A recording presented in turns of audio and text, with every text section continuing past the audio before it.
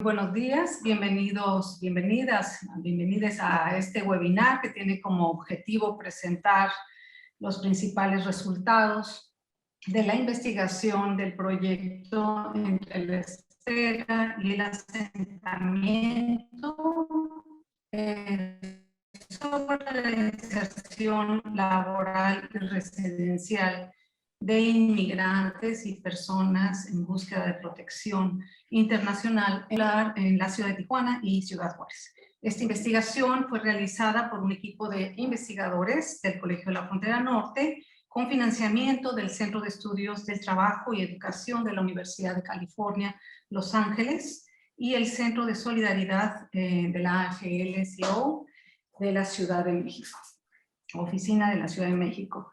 Aquí quiero agradecer a Gaspar Rivera por parte de la Universidad de California y a Gladys Cisneros por parte del Centro de Solidaridad, la retroalimentación y el seguimiento que hicieron a lo largo de la investigación, además, claro, del apoyo con el financiamiento. También quiero aprovechar a todos los colaboradores que hicieron posible que esta investigación se realizara, al equipo de investigadores e investigadoras, a los coordinadores del trabajo de campo, a nuestros encuestadores y entrevistadores y también a los personal de albergues y centros de atención que nos permitieron entrar a estos centros para realizar las encuestas y las entrevistas. El objetivo de la investigación fue analizar los marcos estructurales y las estrategias vitales de integración residencial y laboral de personas en movilidad, ya fueran extranjeras o nacionales, durante el periodo de 2015 a 2020 en la frontera de México con Estados Unidos. Durante este periodo, ciudades fronterizas como Tijuana y Ciudad Juárez, entre todas las demás, registraron cambios tanto en los países de origen como en las formas de movilidad que tradicionalmente habíamos observado, así como el cambio de las razones de los desplazamientos que habíamos observado en la última década, con un gran componente de personas en busca de protección internacional. Este cambio en los desplazamientos se dio en un cierre de la frontera. No solamente en el último periodo, además se agregó el cierre de la frontera por la pandemia por SARS-CoV-2. La investigación se realizó a lo largo de 2020, precisamente en este año de la pandemia. Este contexto nos obligó a realizar ajustes metodológicos para construir información cualitativa y cuantitativa a través de técnicas a distancia, como entrevistas telefónicas, así como encuestas en albergues con apoyo de programas digitales. El carácter multidisciplinario del equipo de investigación permitió un acercamiento desde distintas perspectivas analíticas y metodológicas. La presentación de estos resultados las organizamos en 3 ejes analíticos. En un primer eje analítico conjuntamos el marco legal y la política migratoria, además de los actores, tanto de gobierno como los privados y de la sociedad civil, que emergieron en la atención a personas migrantes, en tanto que factores indispensables para comprender la estructuración de las opciones que tuvieron estas personas y que tienen para poder lograr un trabajo y una residencia durante su estancia en estas ciudades fronterizas. Un segundo eje analítico lo constituye el estudio de las estrategias laborales que desarrollaron las personas hospedadas en centros de atención y albergues de ambas ciudades para sobrevivir a una espera prolongada a sus solicitudes de asilo o bien para definir sus cursos de sus proyectos de vida en esta frontera mexicana. Y finalmente, un tercer eje analítico lo constituyó el estudio de los procesos de integración residencial y laboral de estas personas, pero de las que ya habían salido de los albergues y se habían instalado en residencias autónomas y definían con sus propios recursos su residencia y quienes representaban procesos incipientes o representan procesos incipientes de un asentamiento en ambas ciudades. En cada uno de estos ejes, las estrategias metodológicas fueron distintas de acuerdo a la pregunta que cada fenómeno específico exigía. Por ejemplo, el análisis sistemático de las leyes, las normas y las acciones institucionales requirió el análisis de los documentos, pero también entrevistas con actores claves tanto de gobierno como de la sociedad civil. A la vez, realizamos una encuesta a centros de atención y albergues en las dos ciudades, y a la vez hicimos entrevistas abiertas a casos específicos de personas extranjeras y mexicanas deportadas residiendo ya en las colonias de las ciudades de estudio. Hemos organizado este webinar en estos tres ejes y en una primera ronda vamos a hacer la presentación de los resultados organizados precisamente en estos tres ejes que les he mencionado. En una segunda ronda vamos a contar con la participación de nuestros invitados como comentaristas, Gaspar Rivera y Neha Misra. Y en una tercera parte, o sea, una tercera ronda, pues tenemos la participación de las personas que nos escuchan y nos ven con sus preguntas y comentarios y la respuesta de los panelistas.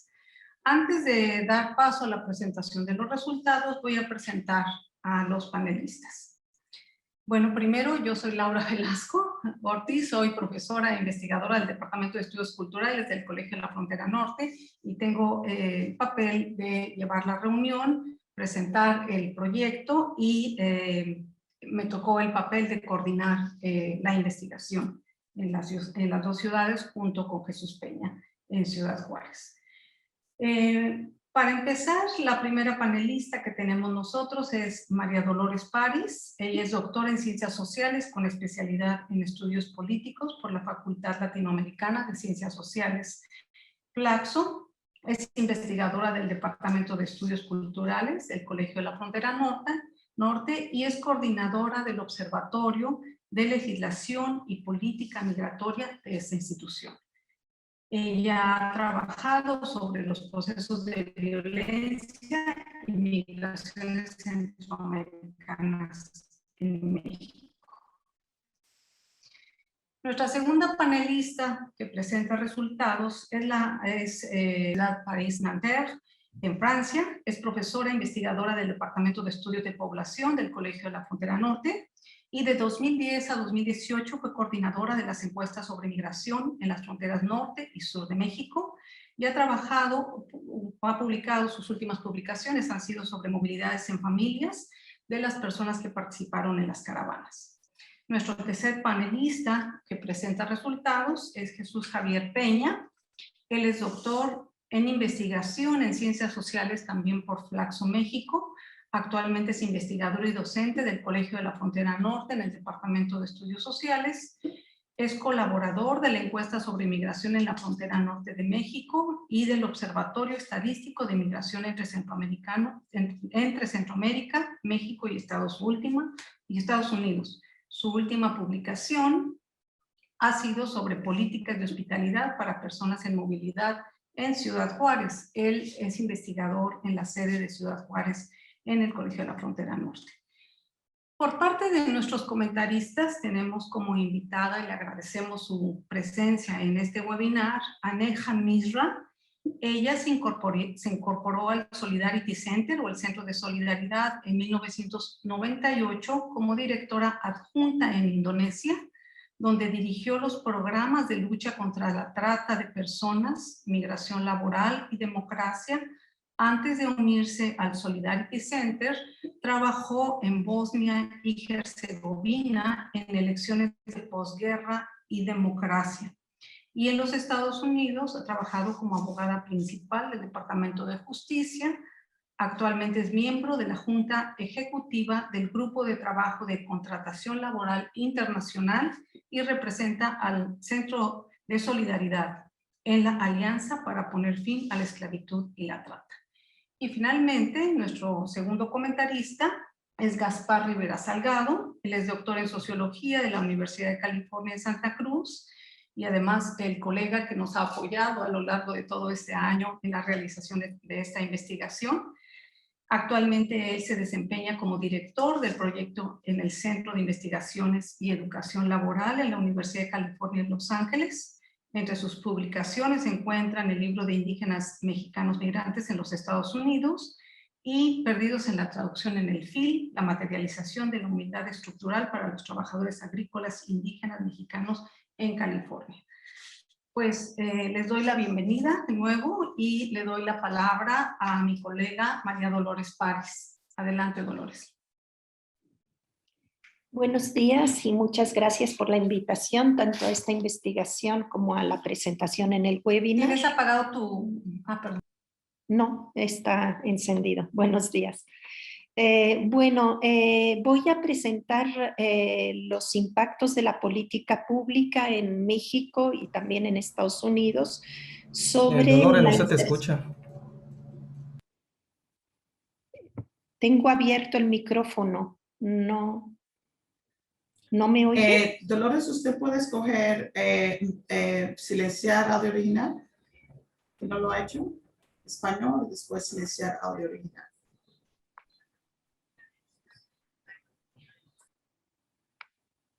Perdón. ¿Ahora me oyen bien? Perfecto. Sí. Voy a hablar de la política pública, tanto de la política migratoria que obliga a las personas a esperar mucho tiempo en estas ciudades de estudio, en Ciudad Juárez y en Tijuana, como de las políticas para la inserción laboral y de vivienda residencial en estas dos ciudades. Comparto la presentación.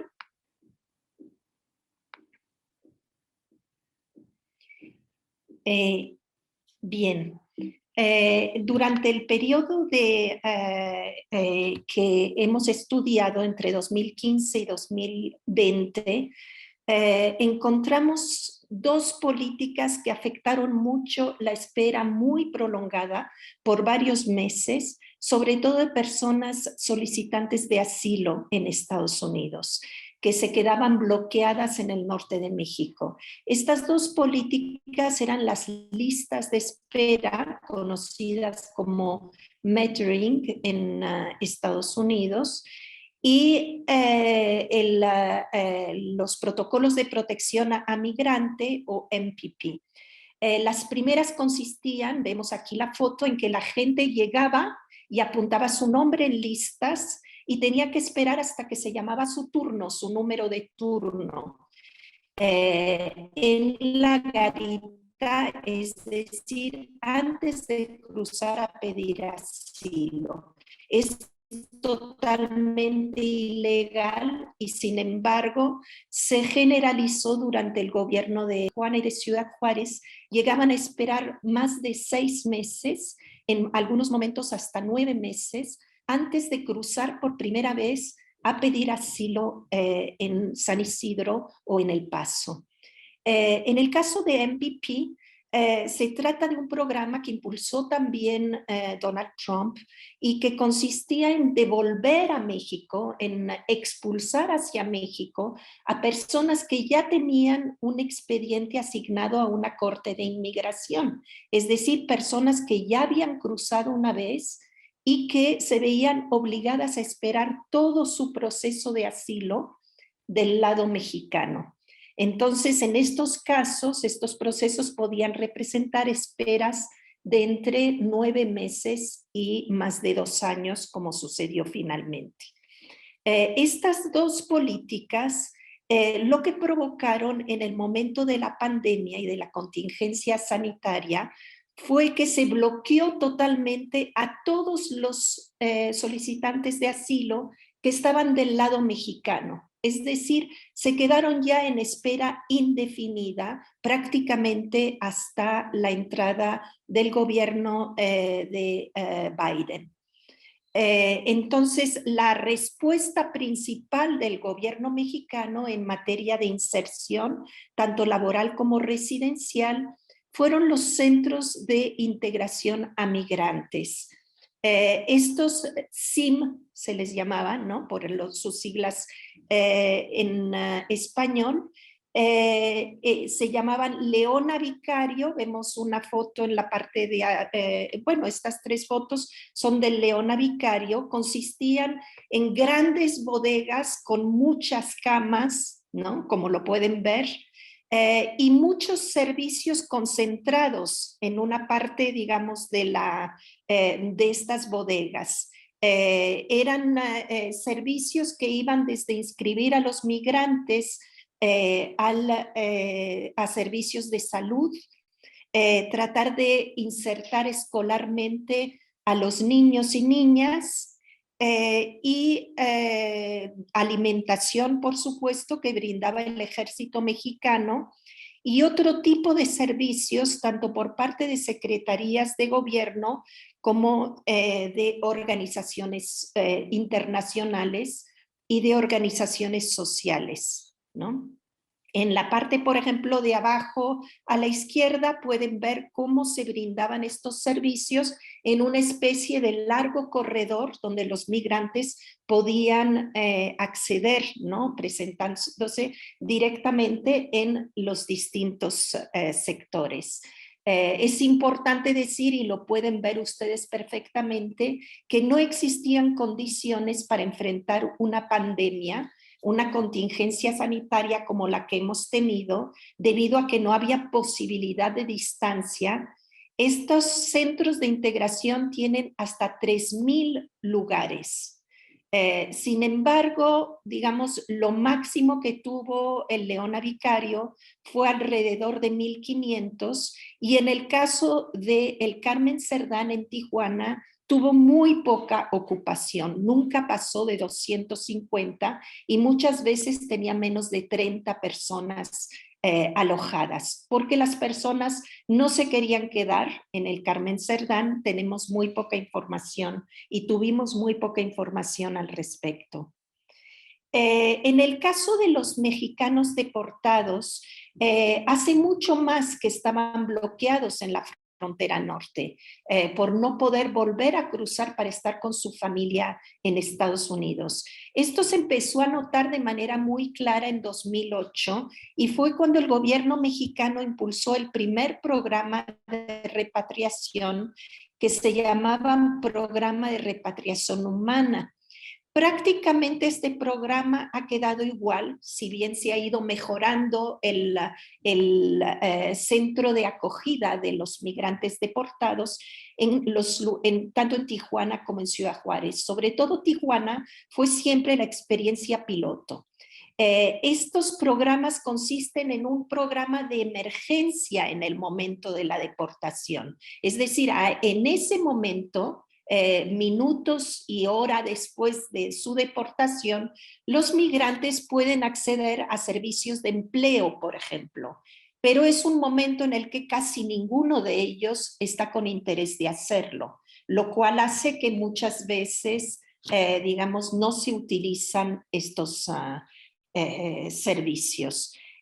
Y continúa actualmente como programa de repatriación. Si bien existió en un momento Repatriados Trabajando entre 2008 y 2019, desapareció con el actual gobierno de Andrés Manuel López Obrador en México. Repatriados Trabajando era un apoyo muy pequeño de entre 100 y 150 dólares, 2,000 a 3,000 pesos, para poder, digamos, obtener un trabajo, mantenerse en lo que se encuentra un trabajo o poner un pequeño negocio. A nivel estatal, son muy pocas los servicios y las oficinas que dan servicio justamente a migrantes. Y en su enorme mayoría estos servicios están dirigidos nuevamente hacia los mexicanos, mexicanos deportados. La Secretaría de Gobierno en Baja California tiene una subsecretaría de Migración, pero lo que encontramos es que tiene muy poca actividad a nivel de inserción, yo diría que nula, a nivel de inserción laboral o residencial.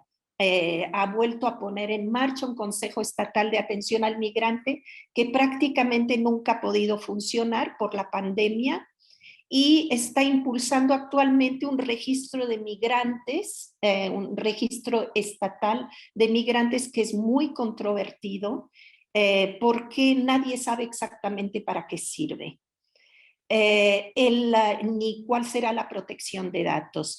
En el caso municipal, en cambio, tenemos una dirección de atención a migrante en Tijuana que tiene una actividad importante en la inserción laboral a través de una bolsa de trabajo con muchas empresas, más de 100 o incluso ha llegado a tener más de 200 empresas. Pero acuden sobre todo migrantes deportados. En el caso de migrantes extranjeros deben de tener documentos para poder acceder a esos servicios, documentos como permiso de trabajo, claro. Tanto en Juárez como en Tijuana, las direcciones municipales han enfatizado mucho el retorno de los deportados hacia sus lugares de origen, de los deportados que no son de estas ciudades. Y entonces, en ese sentido, históricamente, los municipios han tratado de que se vayan los deportados, no de que se inserten, sino de pagarles el boleto de autobús de regreso a sus lugares de origen. Y en el caso, digamos, de Ciudad Juárez, encontramos un poco lo inverso que en Tijuana, es decir, un papel mucho más activo del gobierno del estado en materia de inserción, tanto, digamos, residencial como laboral. Dos, digamos, experiencias importantes con este gobierno que está por salir, que han sido, digamos, el Centro de Atención Integral al Migrante, conocido como CAIM, cerca de La Garita, donde los migrantes pueden acceder también a una gran cantidad de servicios, incluido el Servicio Nacional del Empleo y acceso a bolsas de trabajo, y el papel muy activo del Consejo Estatal de Población, que era el que llevaba la lista de espera, por cierto, de solicitantes de asilo extranjeros.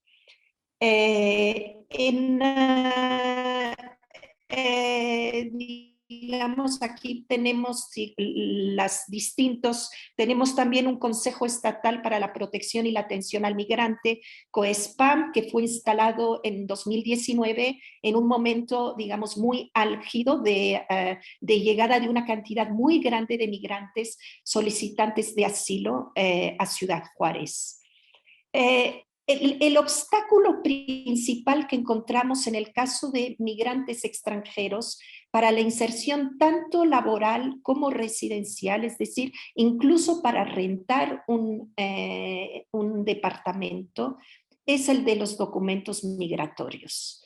Yo diría que muchos de ellos son indocumentados en México o tienen lo que algunos académicos llamamos una condición precaria, una condición migratoria precaria, es decir, visas como las llamadas visas humanitarias que duran muy poco, duran un año, se podrían renovar, pero muchas veces el Instituto Nacional de Migración no las renueva.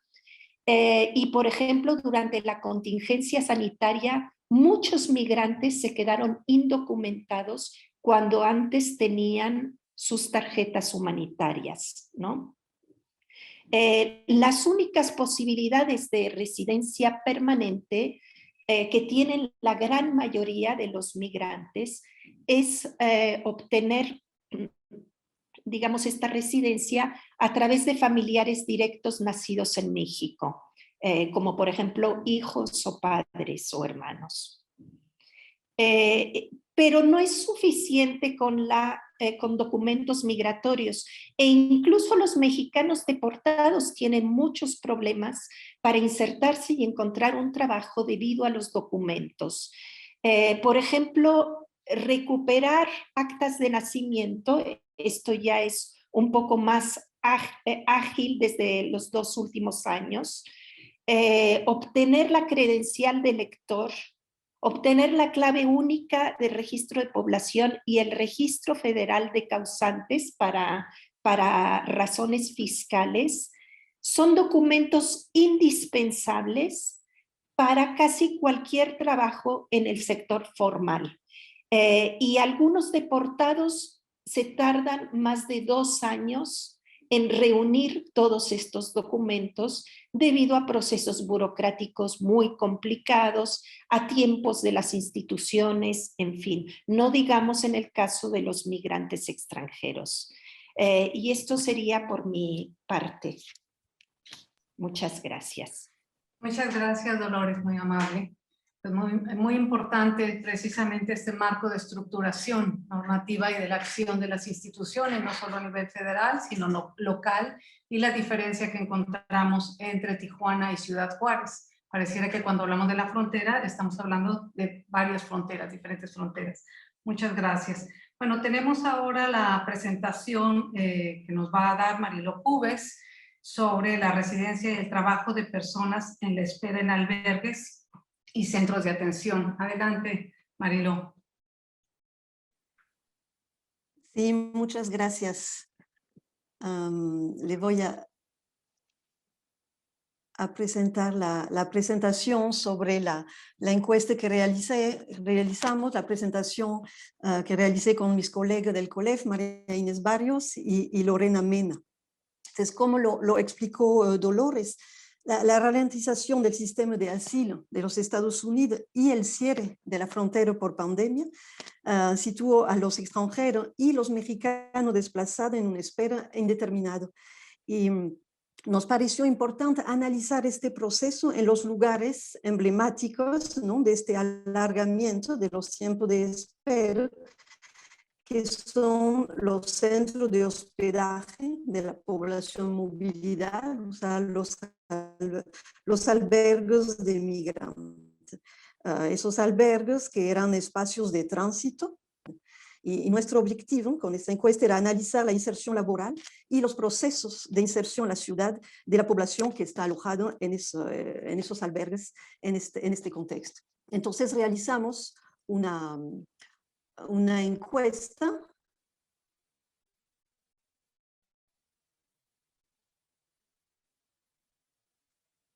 veo que no en las dos del número de encuestados 591 en Tijuana en 9 albergues y Ciudad en 10. A partir del listado exhaustivo de los albergues hicimos la selección la más diversa posible, aunque no aleatoria, y dentro del albergue hicimos un levantamiento exhaustivo de las personas, o sea, todos los adultos que viajaban solo, que habían llegado solo, fueron entrevistados, y cuando había una pareja, era una persona adulta por pareja. Entonces, así confiamos que la muestra no esté sesgada de manera sistemática. Ahí pueden ver el perfil, un perfil muy equilibrado por sexo en Juárez, y hay un poco más de hombre ahí en Tijuana en relación con la mayor proporción de deportados que hay en esa ciudad, que es un proceso más masculino, las deportaciones desde Estados Unidos. También vemos que hay más edades en Tijuana que en Juárez. En cuanto a los países de origen, de nacimiento, en Tijuana hay una parte importante de mexicanos, muchos desplazados internos, antes mismo y después deportados. Y también Honduras, que son los países muy principales. En Juárez es Honduras y Guatemala. Unas diferencias en cuanto a los países que encontramos, porque de mexicano y centroamericano se encuentran en las dos ciudades, pero en Tijuana hay una presencia de haitiano y en Juárez de Cuba y Nicaragua. Y notar que en Ciudad Juárez hay una diferencia por sexo, o sea, las personas desde Guatemala son mucho más mujeres, en cambio desde Cuba son mucho más hombres. Y un punto importante es que muchos viajan en familia, sabemos que son los procesos nuevos de esas movilidades se han transformado el patrón en que era un adulto que viajaba y después hacía venir sus hijos, sus cónyuges e hijos. Ahorita hay desplazamiento de familia, o sea, de madre principalmente, pero también de padre con sus hijos al mismo tiempo. Y entonces en la muestra vemos que de las mujeres, 87% en Tijuana, 79% en Juárez, o sea, la gran mayoría de las mujeres viajan con hijos en familia, y los hombres tenemos un punto importante, 42 en Tijuana y 47 en Juárez. Entonces, un primer resultado sobre este alargamiento de la espera en la frontera, pues sí se observa muy bien, una tercera parte de los migrantes que están en el albergue ya pasaron más de un año en la ciudad. 37% en Tijuana, 32% en Juárez. Y los mayores tiempos de estancia se encuentran en Tijuana, para la gente en los albergues, y entonces 18% de los hombres en Tijuana llegaron antes de 2019, o sea, personas que tenían ya 2 años o más dentro de y siempre residiendo en un albergue. Ese es un tema muy vinculado a la deportación, como vamos a ver. Además de la ciudad, entonces el tiempo en el albergue, podemos ver así la diferencia entre las dos ciudades, y aproximadamente la mitad, ¿no? 48% en Tijuana, 46% en Juárez, pasaron más de 2 meses en este albergue donde hicimos la encuesta, de las albergues en las cuales hicimos la encuesta. Y hay una parte significativa, o sea, una cuarta parte en Tijuana, una de 4 en Tijuana, una de 5, ¿no? 19 en Juárez, que quedaron más de 8 meses en ese albergue. Entonces, claramente, esos espacios que eran de tránsito, que la cual la gente llegando se quedaba en esos albergues, ya son de espacio de estancia más prolongado. No se trata solo de la primera noche, de los primeros días, pero prácticamente un modo de residencia alternativo, ¿no? En las ciudades fronterizas pueden llegar a ese albergue y quedarse mucho tiempo, o cambian de albergue. Algunos dijeron que estaban en un albergue diferente de la que llegaron en primer albergue y después fueron a esto, o también regresan a albergue después de haber tomado una residencia y quizás por dificultad de pago de la renta tuvieron que regresar en albergue. En cuanto al proceso de asilo y regularización que explicó muy bien Dolores, sobre el bloqueo, vemos que entre los extranjeros solo una minoría logró inscribir en esas listas de espera informales, ¿no? que presentó, 23% en Tijuana, 18% en Juárez. O sea, como se cerró por la pandemia, esas listas ya no existían, no funcionaban. Entonces, solo una minoría de las personas esperando están ahí. Entonces, ¿qué pasa con la regularización migratoria en México? Y vemos que se da con más fuerza en Tijuana que en Juárez. En Tijuana, 41% realizó una solicitud entre la COMAR, la Comisión Mexicana de Apoyo a los Refugiados, y 45% para obtener la tarjeta de visitante por razón humanitaria. Eso si lo comparamos con Juárez, don solo 8%, o sea, muy pocos que lo realizaron. Y en cambio en Tijuana tenemos una muy gran parte. Entonces, en consecuencia de esa solicitud de regularización, tenemos que sobre los documentos que tienen en la actualidad en Juárez, la línea azul, ven que los únicos documentos que tienen de forma un poco sustantiva, y tenemos 32%, es la forma migratoria múltiple, que es la forma que se les entrega a la frontera cada vez que regresen de una audiencia en Estados Unidos para su proceso de solicitud de asilo. Y es una forma migratoria que no es autorización laboral. En cambio, vemos como en Tijuana 35% tiene la TRVH y un 20% que también la tarjeta de residencia permanente. De esos son documentos que da más certidumbre, ¿no? a sus beneficiarios, y entonces hay... eso favorece la integración social con principalmente el acceso al mercado laboral. Entonces, en cuanto al mercado laboral, vimos que era una población joven en edad productiva, con amplia experiencia laboral en su lugar de origen. Esas son las barras azules en la gráfica, tanto de hombres como mujeres, pero vemos que su participación laboral en la ciudad fronteriza, ahí son las barras rojas, son bastante bajas, excepto para los hombres, ¿no? en Tijuana. Las mujeres en ambas ciudades tienen una participación inferior al 30%, y vemos, si comparamos con lo azul, muy por debajo de su experiencia laboral antes de migrar. Entonces ahí está probablemente relacionado con las dificultades para encontrar solución de guardería para sus niños pequeños. Vemos que muchas viajan con hijos, ¿no? Y el rol de cuidado de las mujeres que logran con cierta condición articular con una inserción laboral, vemos que cuando están en esos albergues, pues no ocurren esas condiciones, ¿no? En su mayoría esos albergues no están organizando para que haya guardería para los niños. Los sectores de actividades son diversos, pero la mayoría no escapan, ¿no? A condición de informalidad, o sea, sin contrato de trabajo ni prestaciones sociales. Por ejemplo, en Tijuana, el sector donde domina la informalidad son los sectores principales de inserción, como la construcción, los comercios, restaurantes y servicio a la persona, ¿no?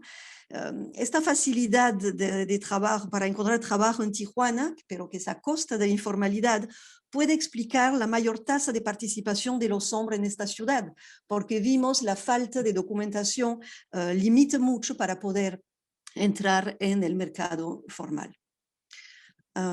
Otra de las preguntas que nos hicimos es acerca de las expectativas. Esta espera provoca un cambio en los planes de los migrantes.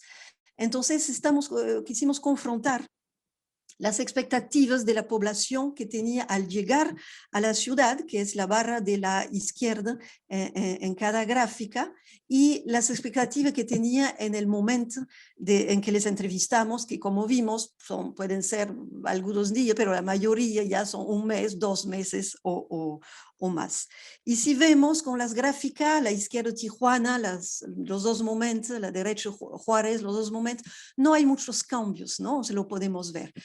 De manera general no se ha modificado el plan inicial de ir a Juárez, que es de ir a Estados Unidos, cruzando de cualquier manera, que sería la barra de color azul, o para pedir asilo, ¿no? de color rojo. 72%, más del 70% en Tijuana, más del 80%, del 85% en Juárez. Pero cuando se organiza, se analiza por nacionalidad y tipo de movilidad, vemos que aquí hay cambio. O sea, el deseo de desplazar ha crecido. Pasaba, era solo 16% en el momento de la llegada, ya pasó a 26% en el momento de la encuesta, y en Juárez pasó de 22 a 33. También los deportados, hay un brinco que era de 38 a 52. O sea, ya la mayoría de los deportados quieren quedarse en Tijuana, aunque no lo pensaba cuando llegaron. Y al contrario, la expectativa de los centroamericanos de pedir asilo a Estados Unidos se reforzó.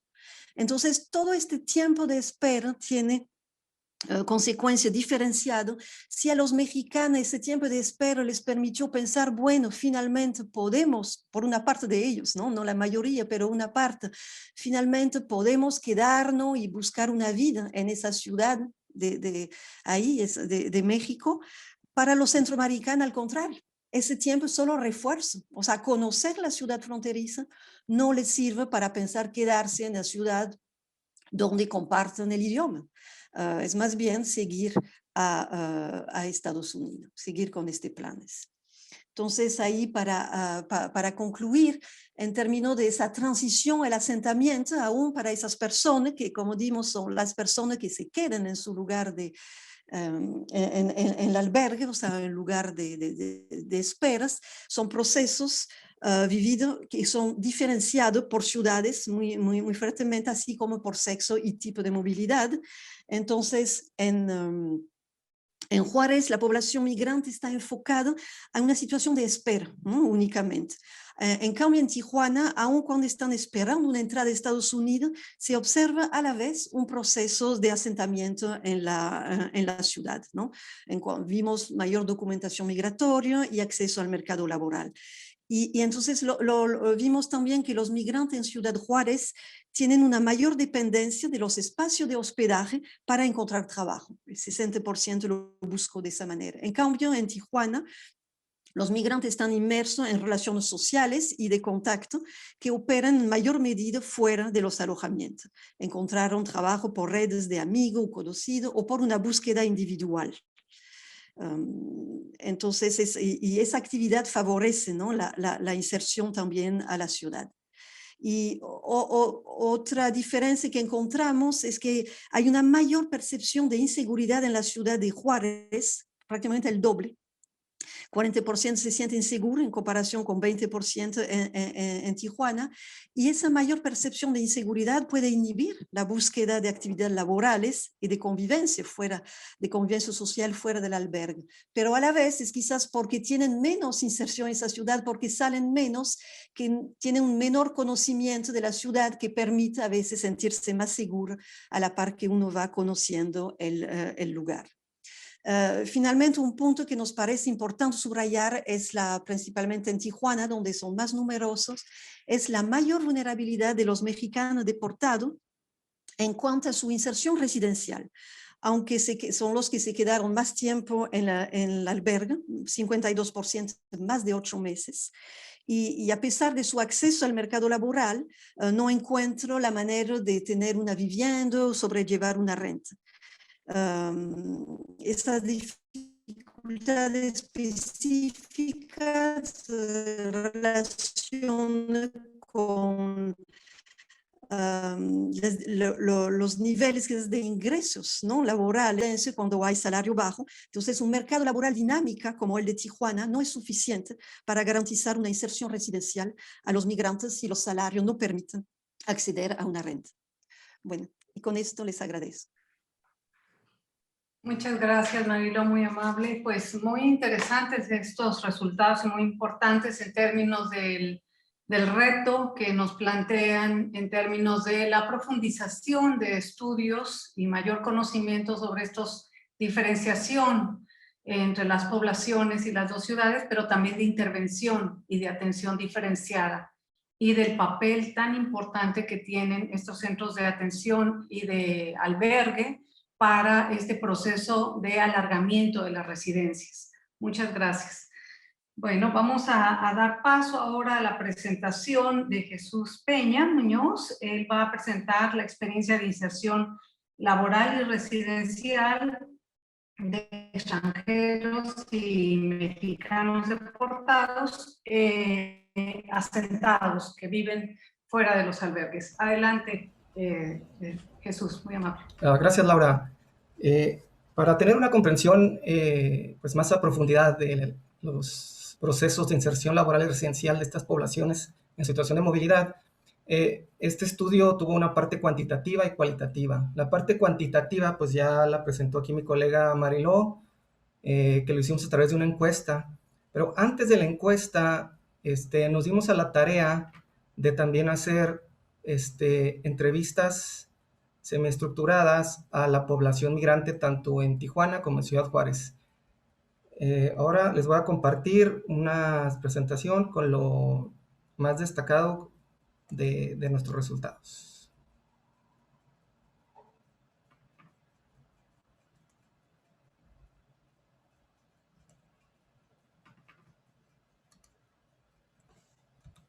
Lo primero que es importante pues es hablar un poco de la metodología, aunque aquí lo voy a hacer muy rápido, ¿verdad? Porque pues tenemos tiempo limitado. Pero nuestro estudio, reporte que pueden ustedes descargar desde la página del COLEG, pueden ver ahí más a detalle cómo hicimos la parte metodológica. El reto muy importante fue que pues estaba la pandemia del COVID, ¿no?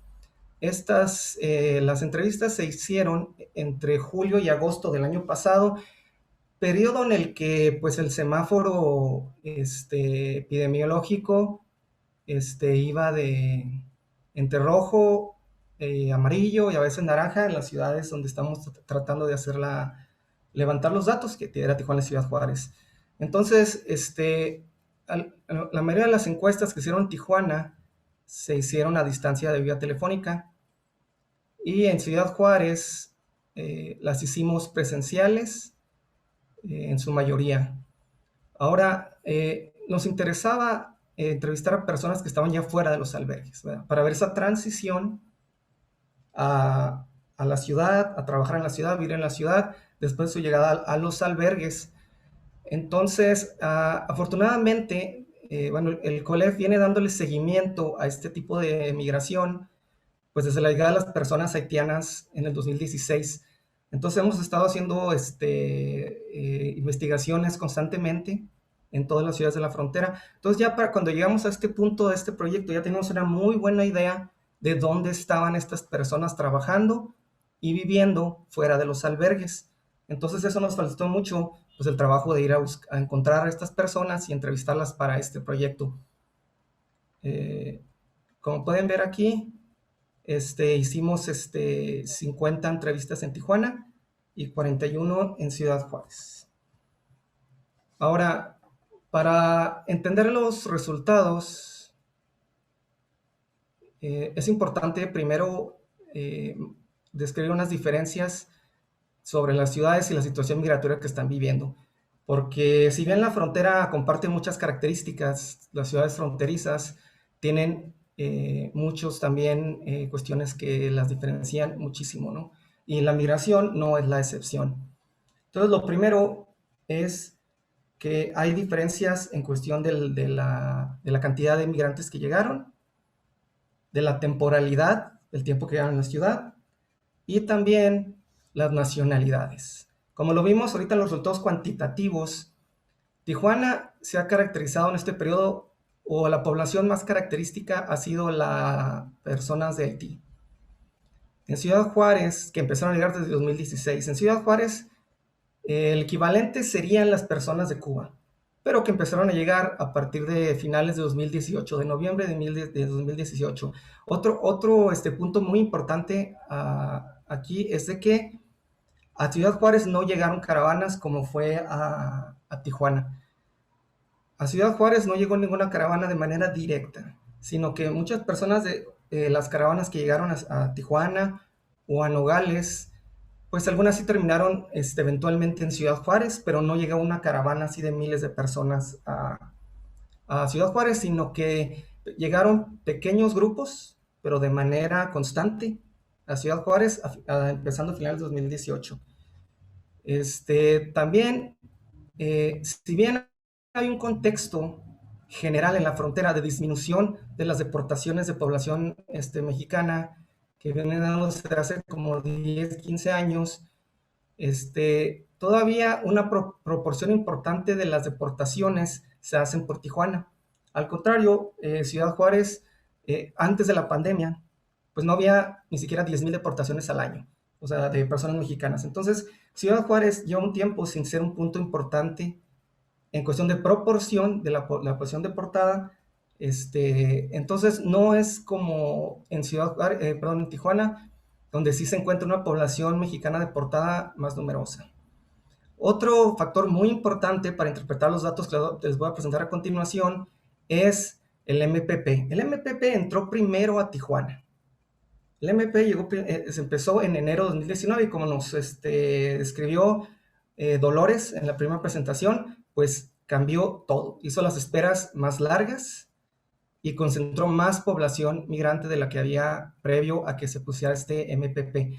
El MPP en Ciudad Juárez se aplicó mucho después, unos meses después, en marzo de 2019.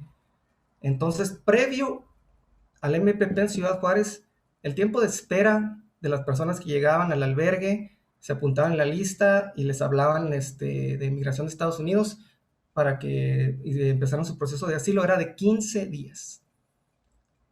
Después del 15 de marzo que empezó el MPP, a la semana esos tiempos ya subieron de hasta 2 meses. Entonces, esto fue un cambio importantísimo que tiene una influencia directa en la inserción laboral y residencial. Entonces lo que tenemos con todos estos factores es que la población a la que entrevistamos en Tijuana tenía mucho más tiempo viviendo en Tijuana. En promedio tenían de 3 a 4 años. Y en cambio en Ciudad Juárez el promedio de estancias eran mucho más cortas, entre 1 a 2 años. Entonces, tomando esto en cuenta, vamos a ver los resultados de inserción residencial y aquí diferenciándolos por ciudad. Como ya lo comenté, la migración haitiana es la que pues, se identifica más con el caso de Tijuana. Y ahí, como ya lo comenté anteriormente, pues ya ha habido todo un grupo de personas haitianas que llegaron ahí desde 2016. Entonces, las nuevas personas que han llegado, pues se han insertado en las redes que establecieron estas personas pioneras, ¿no? Entonces, las personas que están llegando, pues ya tienen una red fuera de los albergues a la que pueden recurrir de personas de Haití, tienen afinidad cultural, de idioma, que ya les pueden dar la bienvenida ahí en la ciudad. Entonces, duran muy poco tiempo en los albergues en la actualidad. Las personas centroamericanas también tienen una red establecida en Tijuana, entonces también lo que encontramos que nos platicaban las personas cuando las entrevistábamos es que no duraban más de un año en los albergues. Ahora, como ya lo comentó Marilón, los resultados cuantitativos, aquí vimos una relación con nuestros resultados cualitativos, de que en efecto las personas mexicanas deportadas veían más en Tijuana un lugar para quedarse. Veían, deseaban quedarse ahí, veían una posibilidad laboral, residencial. Entonces esto es muy importante en sus planes de trabajo y residencia. En cambio, en Ciudad Juárez, lo que encontramos es todo lo contrario, de que las personas deportadas no se querían quedar en Ciudad Juárez. Querían irse a Estados Unidos o irse a otra parte de México. Entonces lo que tenemos también que advertir aquí es que Tijuana tiene una infraestructura mucho más robusta de albergues. En estudios que han hecho las colegas, unas de aquí de las que me acompañan en este proyecto, en otros proyectos, estiman que hay alrededor de unos 90 albergues en la frontera, en toda la frontera, de los cuales 31 están en Tijuana y que representan el 44% de toda la capacidad de hospedaje en albergues en la frontera norte. En cambio, en Ciudad Juárez han llegado a estar funcionando, y eso de manera muy reciente, de 2019 para acá, un máximo de 20 albergues. Antes, pues solamente había una casa del migrante y uno que otro refugio. Entonces, en Juárez tenemos una infraestructura de llegada de hospitalidad mucho más nueva que lo que había visto en Tijuana. Pero esta cuestión de que no tuviéramos infraestructura ya tan pues establecida dio a que en Ciudad Juárez se pudiera dar un poco más de innovación, como ideas frescas de cómo poder recibir a las personas migrantes, especialmente durante la pandemia.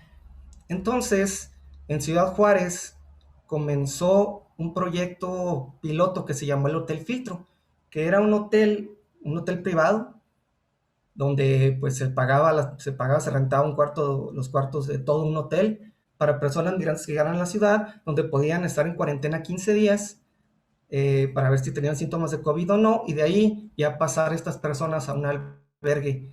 Entonces eso empezó en Ciudad Juárez y después se replicó en Tijuana con relativo éxito, o la cuestión es que, como se pueden imaginar, es muy costoso estar pagando cuartos de hotel.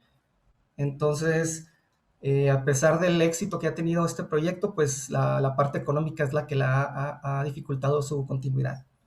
Ahora, en la parte de la inserción laboral, también vemos diferencias importantes por ciudad. Las personas haitianas que ya tienen varios años establecidas en Tijuana, pues nuestros colegas allá que platicaron con ellos y con ellas encontraron que ya hay casos hasta de movilidad laboral ascendente, ¿verdad? Ya han logrado tener su residencia mexicana, las mismas redes haitianas se han reforzado más y ya están mejorando sus empleos, unos ya están entrando a la formalidad. En cambio, como en la población cubana, que es de mucho más reciente llegada a Ciudad Juárez, 2018, finales de 2018, lo que vemos es que esta red apenas se está consolidando.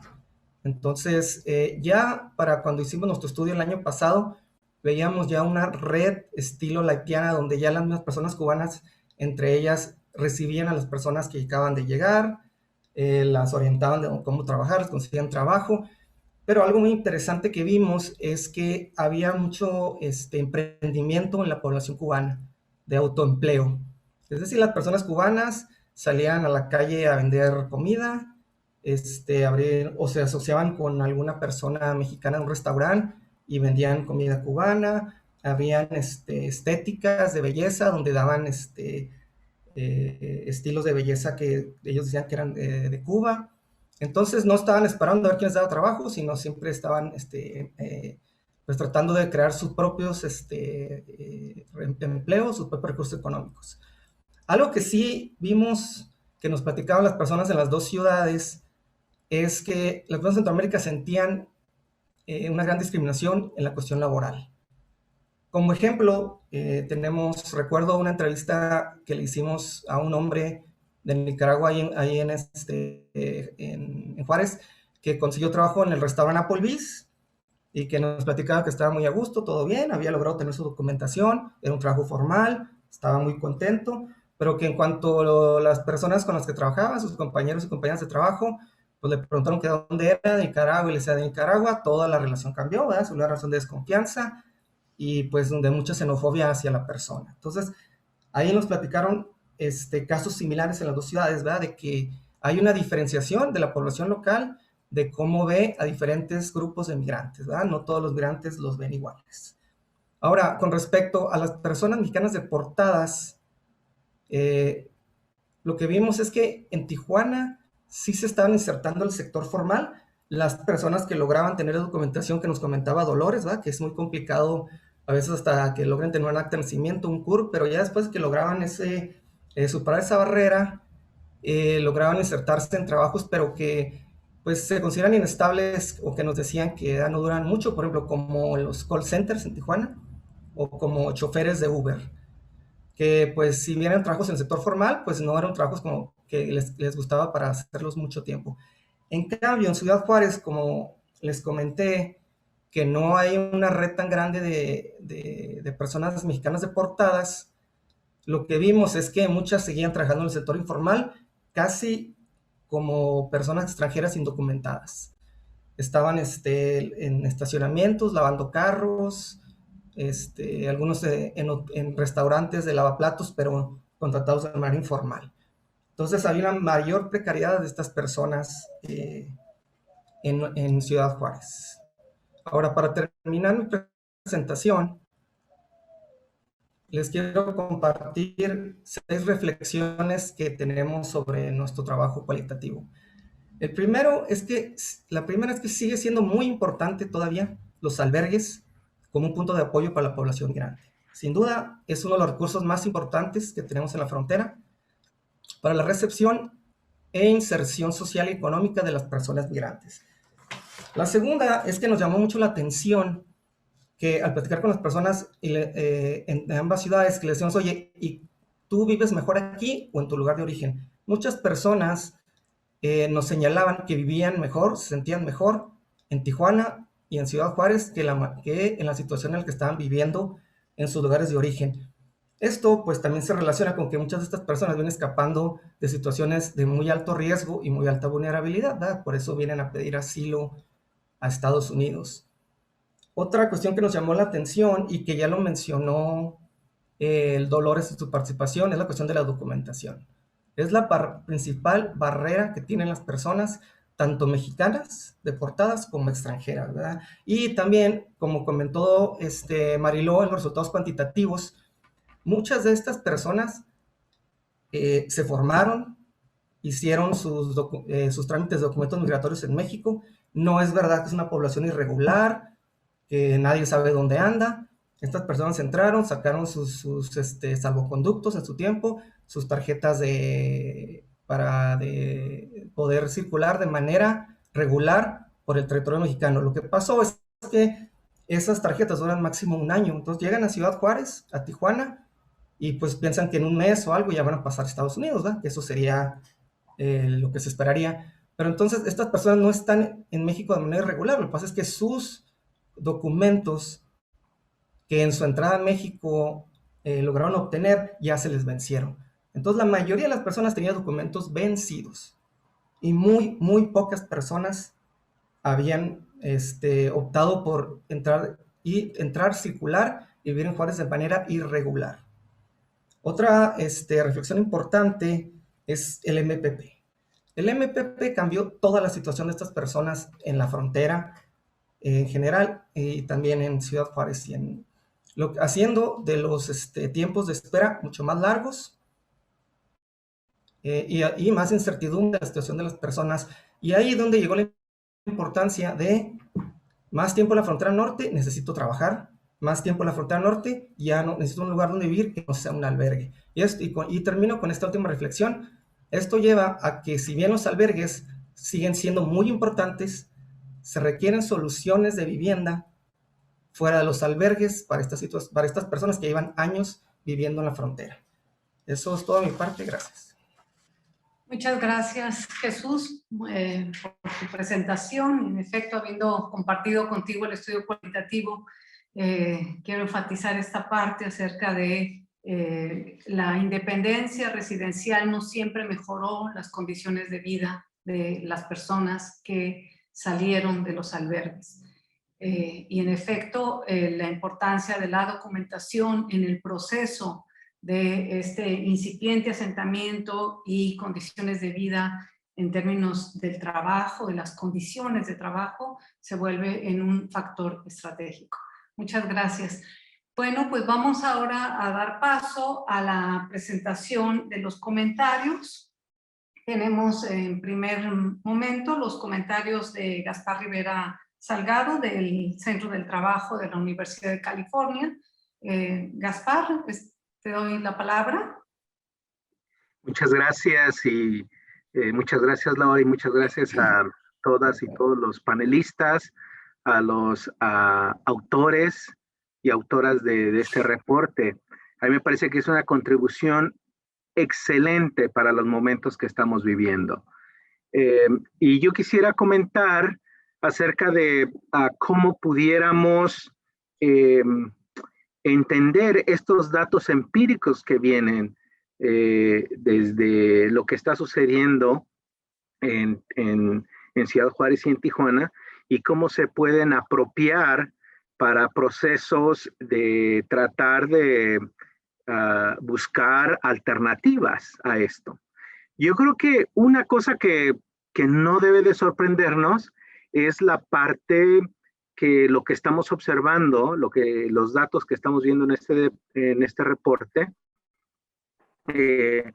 son parte de un proceso histórico que en las pasadas 2 décadas realmente se ha exacerbado. Y nada más para ilustrar esto, me gustaría compartir mi pantalla para mostrarles lo que a mí me parece interesante. En Estados Unidos estamos hablando de que en los pasados 20 años se ha implementado un régimen de deportación para lidiar con la migración en Estados Unidos. Y esto es porque se ha definido la migración desde la perspectiva del tema de seguridad nacional y se ha creado toda una infraestructura para poder deportar al mayor número de personas sin documentos o que están de forma irregular en Estados Unidos. Y como vemos en esta gráfica de la parte derecha, en las pasadas 2 décadas, en promedio, se deportan entre 300,000 a 400,000 personas por año. La mayoría de estos va a México. Entonces, esto es un problema que se viene acumulando, es un problema que no es nuevo. Y como resultado de esto, el concepto de régimen de deportación ha creado toda una infraestructura gubernamental que apoya estos procesos de deportación. Es decir, en Estados Unidos se han creado una red de centros de detención, se ha incrementado el uso de tecnología, se ha aumentado el número de agentes fronterizos, se ha aumentado los procesos de alianza entre autoridades federales, autoridades estatales y locales para detectar, detener y deportar a inmigrantes indocumentados. Entonces, estamos hablando entonces que cómo se está viendo, cómo se está definiendo este reto de la migración de Estados Unidos. Es un problema ligado al tema de seguridad y se ha creado toda esa infraestructura. Bueno, entonces, ¿qué ocurre de la parte mexicana? Y a mí me parece que este estudio creo que nos apunta a entender más la diversidad de la población que está llegando ahí. Como lo vemos aquí en la parte izquierda, de manera general, las estadísticas gubernamentales en Estados Unidos realmente ha visto esta diversidad en tres aspectos, ¿no? De las personas que son detenidas en la frontera, hay tres tipos de migrantes: aquellos que van en unidades familiares, menores no acompañados y adultos solos, ¿no? Entonces a mí me parece que aquí hay, con este reporte podemos realmente visualizar cómo se ve en este momento este reto de ambos, de la llegada de nuevos migrantes, especialmente no solamente de Centroamérica, del Caribe, como son los haitianos, incluso hay reportes también de cubanos, de otros, incluso africanos, y del gran número de deportados, sobre todo mexicanos, que están llegando a la frontera. ¿Qué hacer aquí? Y a mí me parece que este es donde yo invitaría un poco al debate, ¿verdad? Porque también se están analizando tres niveles de políticas públicas, ¿no? En México, sobre todo, las propuestas a nivel municipal, locales. Y un poco, a mí me parece que si tomamos en cuenta la experiencia de Estados Unidos, este es un gran reto, porque el tema migratorio ha dejado de ser solamente un tema de debate concerniente al gobierno federal. Es decir, los estados y las localidades también han tomado un papel cada vez más prominente en cuanto a responder a los retos que presenta la migración. Y me parece que por aquí va el asunto de qué hacer ante los datos que nos está ofreciendo este reporte, ¿no? Y a mí me parece que en ese sentido, cómo está definido el problema de la llegada de estos migrantes a la frontera, me parece interesante. Me parece interesante que ambos gobiernos se desisten de manera muy clara de nombrar a esta población como una población de refugiados. Es decir, porque inmediatamente que tú nombras a esta especie de violencia en sus comunidades de origen, pues inmediatamente entrarían protocolos internacionales, ¿no? Y eso entonces hace que los gobiernos tomen ciertas medidas. Si le siguen llamando migrantes económicos o miembros de caravana, pues entonces ya pueden, o indefinidos, aunque sabemos que la mayoría, como ustedes nos dan en ese reporte, están buscando la mayoría asilo político, especialmente los miembros de estas caravanas, ¿no? Entonces a mí me parece que visualizar y entender cuáles serían las intervenciones de los diferentes niveles de gobierno sería sumamente importante. Hay cosas que se pueden hacer de una manera que no se necesitan crear nuevas políticas, simplemente me parece reformar la manera en que se procede de parte de diferentes unidades de gobierno, sería interesante, pero también qué cosas nuevas se deben de hacer que no se han hecho. Y especialmente viéndolo desde acá, desde California, el hecho de que los procesos de deportación y los procesos de llegadas de migrantes centroamericanos tiene ya más de década y media, pues sí es preocupante que parecería ser que todavía hay un proceso como de experimentación, pero que no se ha llegado realmente a a una política clara de parte del gobierno a nivel federal para decir, esto es la dirección que debemos de tomar. Y nada más como para decir un ejemplo, ¿no?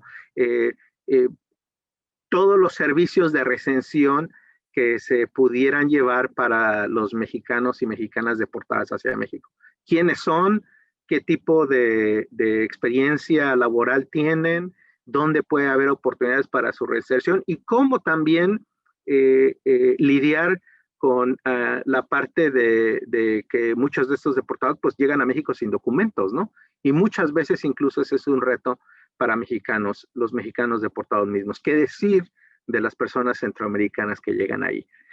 Y a mí me parece también que este reporte da ciertas luces, no solamente para el gobierno federal y las instancias de gobiernos estatales y locales, pero también para miembros de la sociedad civil en cuanto a informar sus actividades y acciones que puedan tomar en relación a apoyar las condiciones en que están estos migrantes. Y habría que entender también que ya muchas de estas personas, y esto precisamente a mí me parece que es una de las grandes contribuciones del reporte, es realmente entender qué pasa desde la perspectiva de estos migrantes centroamericanos que han llegado, que se han asentado y que han tratado de forjar ya una vida en lugares como Tijuana, ¿no? A mí me parece que eso no hay que perderlo de punto de vista. Tijuana entonces no solamente es un lugar de tránsito, pero ya un lugar de destino. Y a mí me parece que para finalizar, me parece sumamente sugerente el concepto de que tenemos, observando todo lo que nos dan ustedes en este reporte, tenemos un proceso o un tipo de políticas de atrapamiento. Es decir, de personas que están en un limbo legal, en un limbo administrativo, y que dentro de esas circunstancias tienen que comenzar a buscar cómo sobrevivir y también cómo poder seguir adelante. A mí me parece que nos da entonces muchos datos para qué pensar, sobre todo qué pensar y qué hacer en términos de intervenciones desde el gobierno y de la sociedad civil, tanto de México, pero también acá de los Estados Unidos. Muchas gracias. Muchas gracias, Gaspar, por tus comentarios y por hacer este énfasis y este señalamiento sobre las posibles vías de acción, ¿no? Y de señalamiento de políticas y acciones específicas en distintos niveles de gobierno y también a nivel transfronterizo, las alianzas transfronterizas que podemos plantear para encaminar y abrir esos atrapamientos, ¿no? Encontrar cuáles son los candados más fuertes que están operando en estos procesos de atrapamiento. Pues muchas gracias. Vamos a dar la palabra ahora a Neha Misra del Centro de Solidaridad de la AFL. Neha, bienvenida y escuchamos tus comentarios. Bien. Thank you so much. And first of all, just on behalf of the Solidarity Center, I wanted to say thank you to the authors of the support and the UCLA Labor Center. I agree with Gaspar that this is a really important report, and I think there's a lot of ways that we could be using the data and the recommendations and the information that are coming out of this. So thank you so much to everyone who has been involved.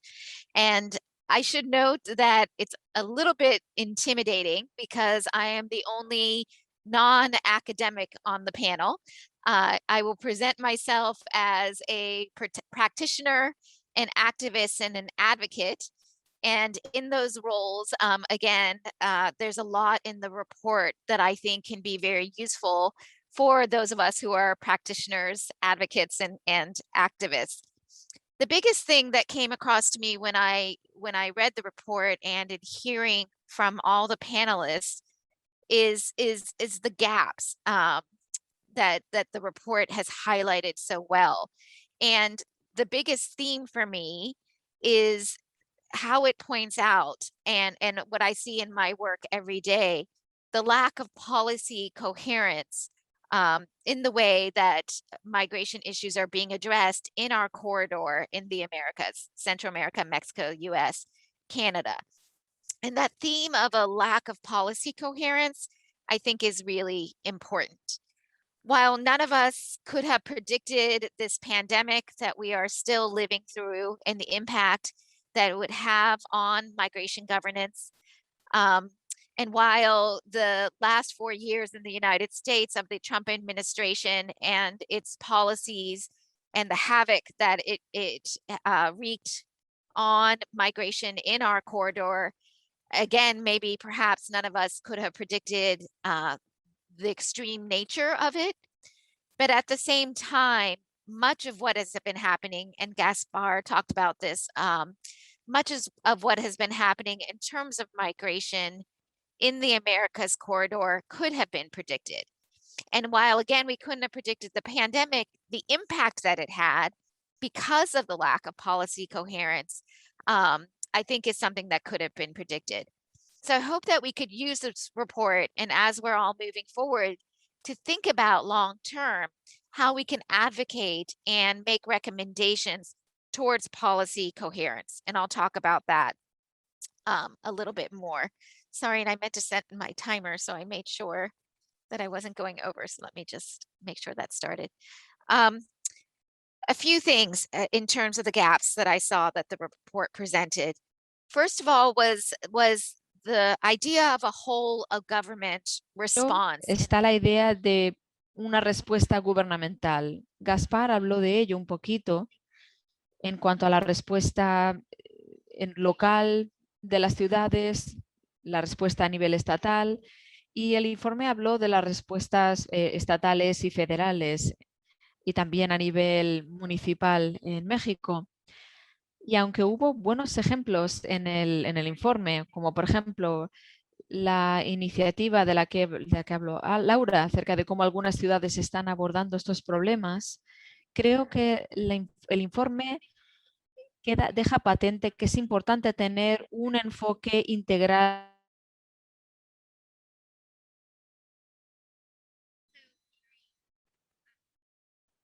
y asegurando también que las agencias del gobierno en su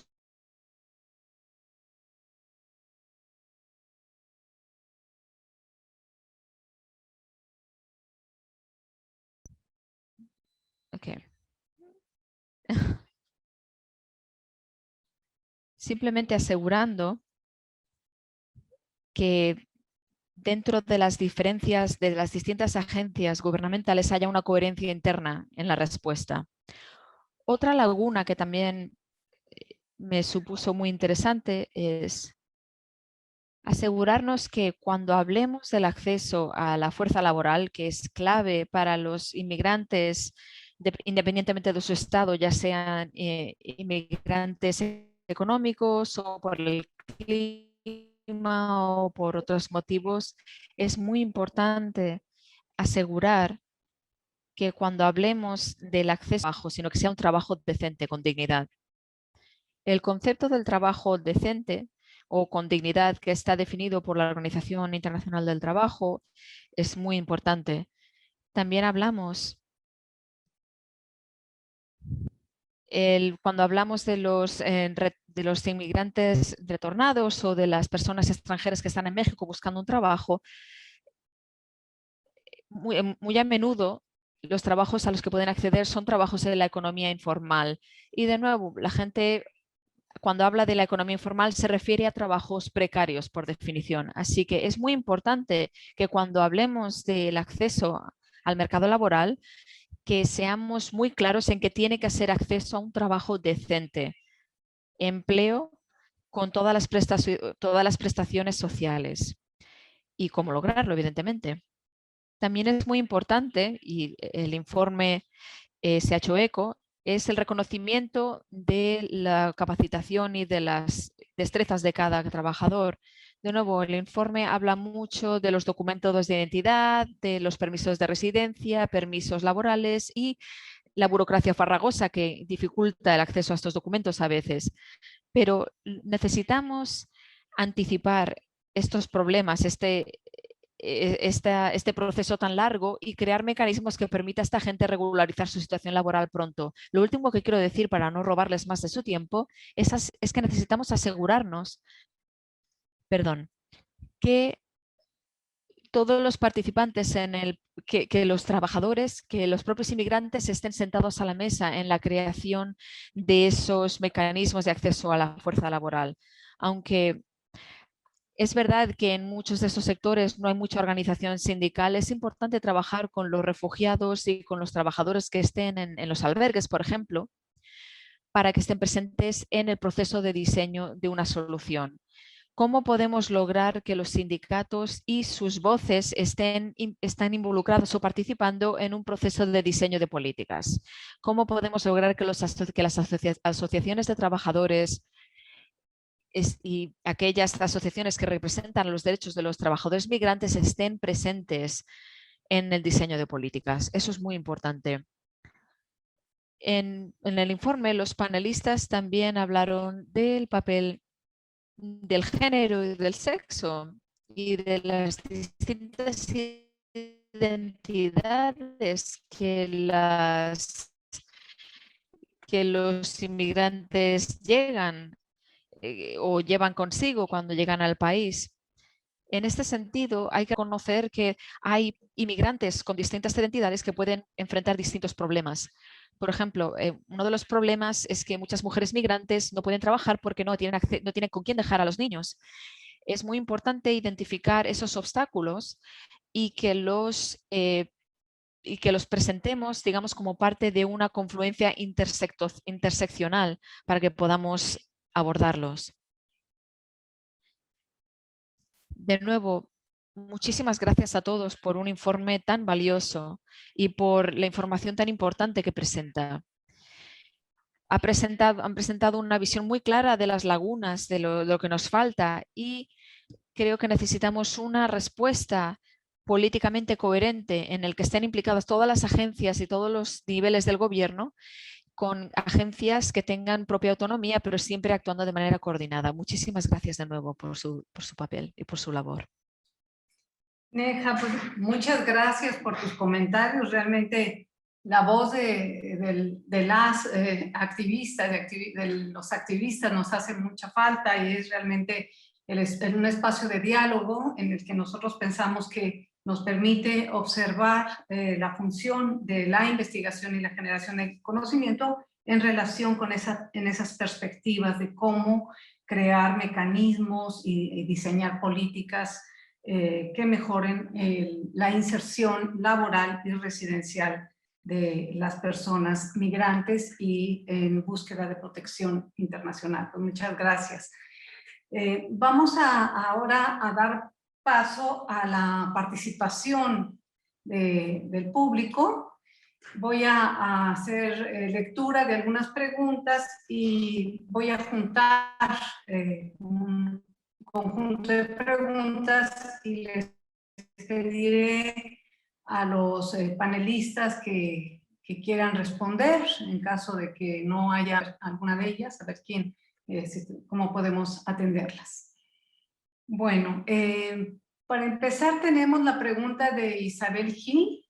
Primero nos hace un comentario que dice: muchas gracias por estos trabajos, ha sido muy interesante escucharles.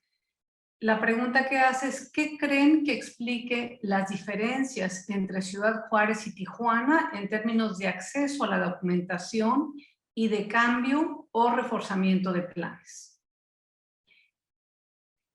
La segunda pregunta de Ulises Ortega Aguilar nos dice: en el caso de los haitianos empleados en maquilas de Tijuana o el sector de la construcción, ¿qué vacíos legales se presentan para su pleno acceso a derechos laborales? Voy a tomar esas dos preguntas y quisiera ver si alguien pudiera reaccionar. Tal vez Mariló, tú puedes reaccionar al tema de los derechos laborales y esta diferencia en términos de el cambio de planes, ¿no? En las dos ciudades. Muchas gracias. Sí, un primer comentario antes que los colegas también participen.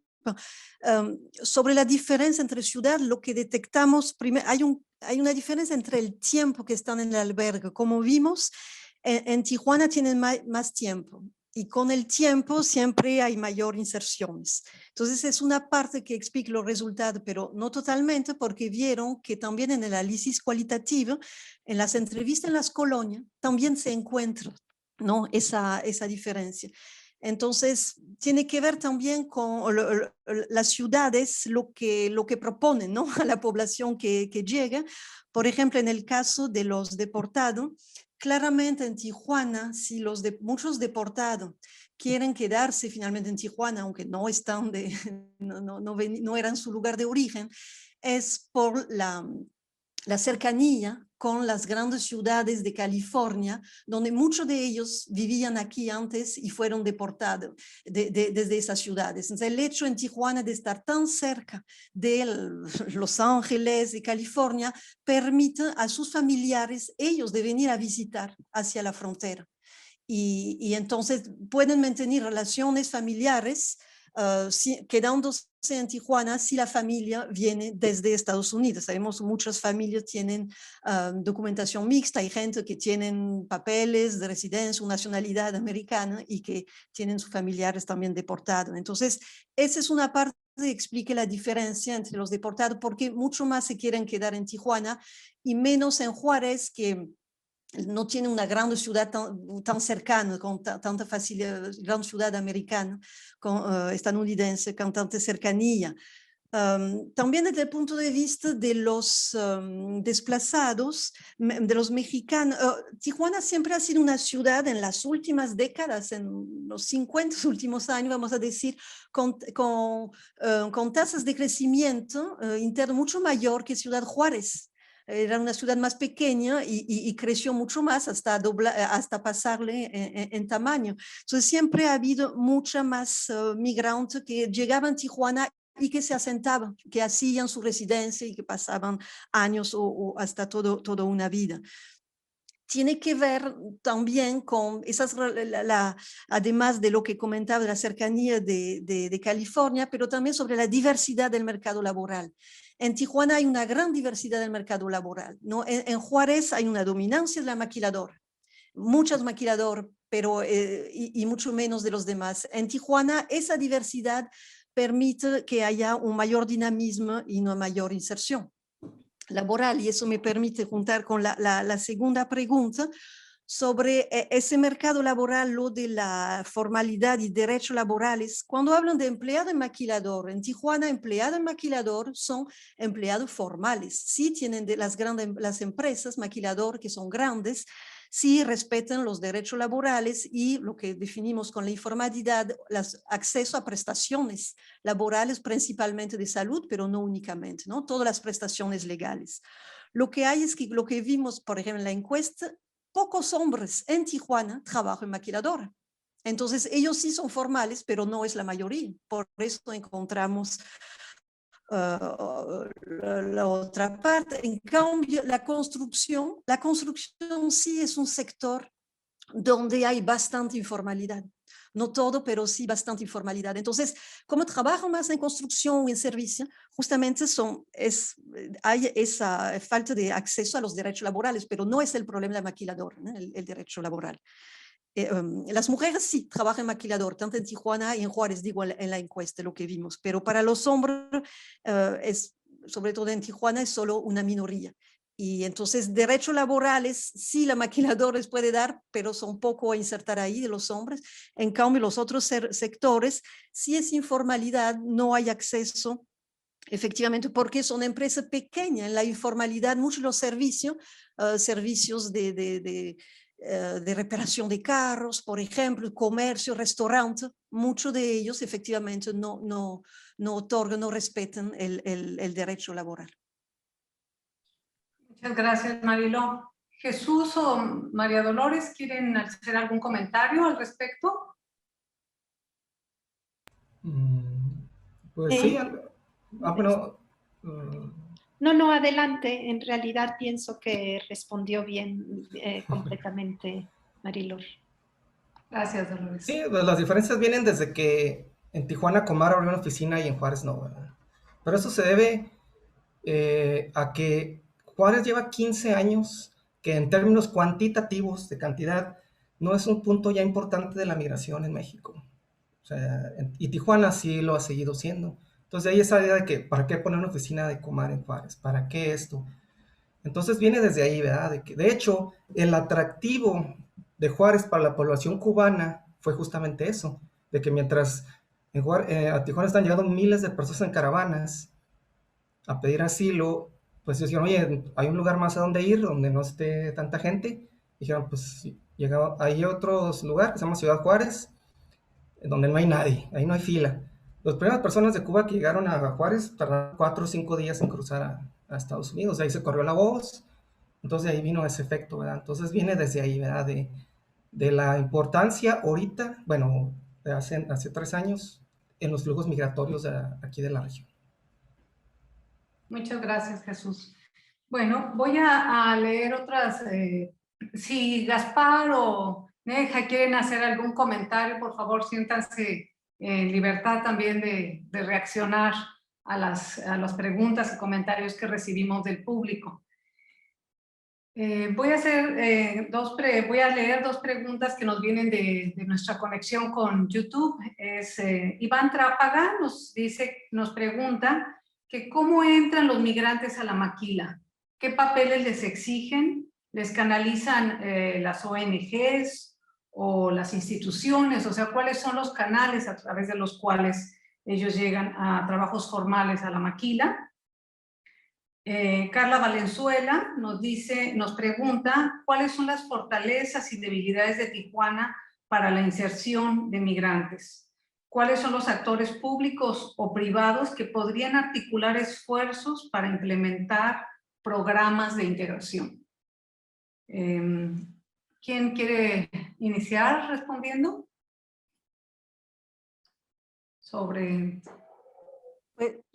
Quizás sobre la primera, sobre la maquiladora.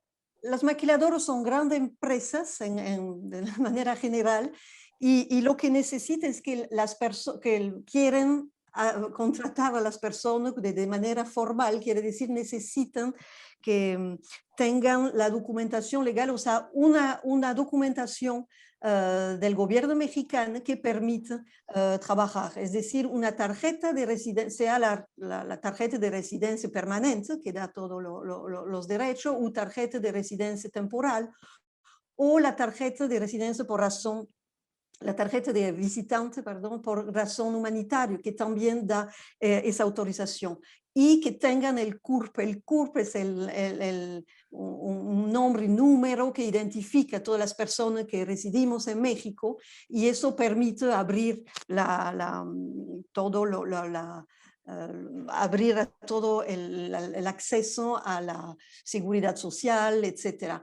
En el momento en que también hay una quizás diferencia entre ciudades, pero en Tijuana las maquiladoras están generalmente, salvo en los momentos de crisis, contratan mucho, necesitan muchos trabajadores, y en el momento en que llegaron los haitianos, yo asistí a una reunión que estaba organizada con la OIT, y ahí estaban representantes de las maquilas que decían al gobierno: queremos contratar a los haitianos que llegaron, pero necesitan que tengan los papeles de residencia y la CURP. Y entonces estaban pidiendo al gobierno mexicano que les dieran esos documentos. Y los canales de contratación, bueno, las maquiladoras hubo feria de empleo organizado, también ponen anuncios, ¿no?, en las colonias. La dificultad no es encontrar el trabajo, es tener la documentación que permite tenerlo, y eso depende más bien del gobierno, de Segob, más de los empresarios de la maquila. Muchas gracias, Mariló. Dolores, ¿quieres comentar algo? Bueno, o sea, como dice Marilo, son muy activas las maquiladoras y también, por cierto, los call centers en el caso de los deportados.